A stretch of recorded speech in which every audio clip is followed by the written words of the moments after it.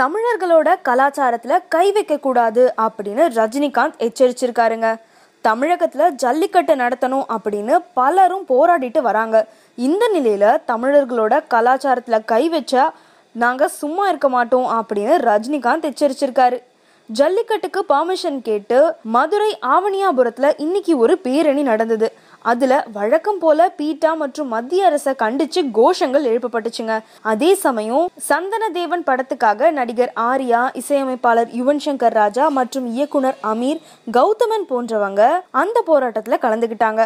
அப்போ ஆர்யாவை பார்த்து, நீ பீட்டாவுக்கு சப்போர்ட் பண்ணி குரல் கொடுத்த, அதனால இப்பவே இங்கேயே மன்னிப்பு கேளு அப்படின்னு கோஷங்கள் எழுப்பப்பட்டுச்சுங்க. கொஞ்சம் ஷாக்கான நம்ம ஆர்யா கோஷங்கள் அதிகமாகவே அந்த இடத்தை விட்டு கிளம்பிட்டாருங்க. தமிழன்னா என்ன சும்மாவா?